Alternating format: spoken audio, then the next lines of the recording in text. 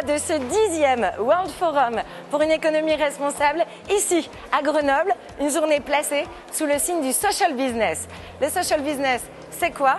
C'est tout simplement faire du business. Oui, mais c'est surtout utiliser la force des entreprises pour résoudre des enjeux sociaux comme l'emploi, l'environnement ou la santé. C'est surtout que chacun y trouve son intérêt et développe celui des autres. C'est parti!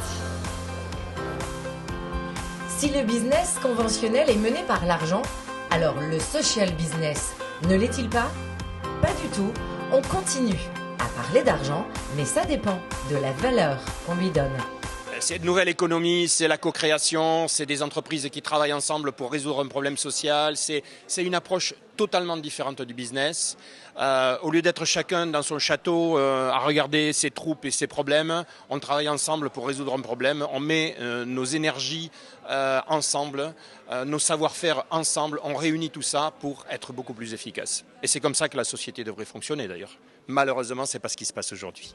Pourtant, en suivant les projets social business qui se répandent, c'est comme un vent d'optimisme qui encourage une toute nouvelle génération en doute avec les modèles existants face aux dirigeants en place, encore réticents parfois.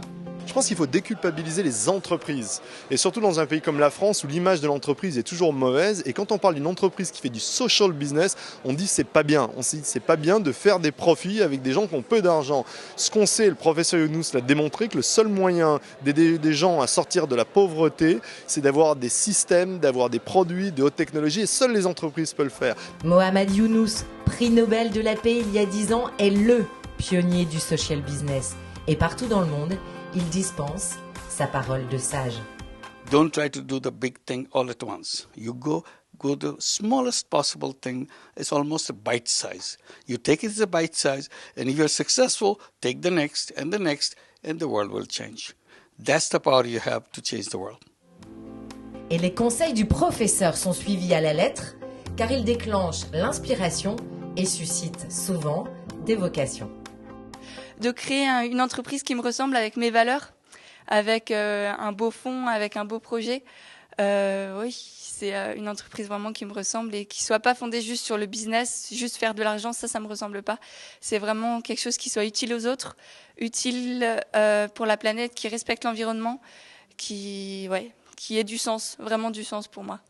Le selfie souvenir avec son mentor ne peut qu'aider son rêve d'entrepreneuse sociale à se réaliser pour que demain, on n'ait plus besoin de rajouter le mot social à celui d'entrepreneur.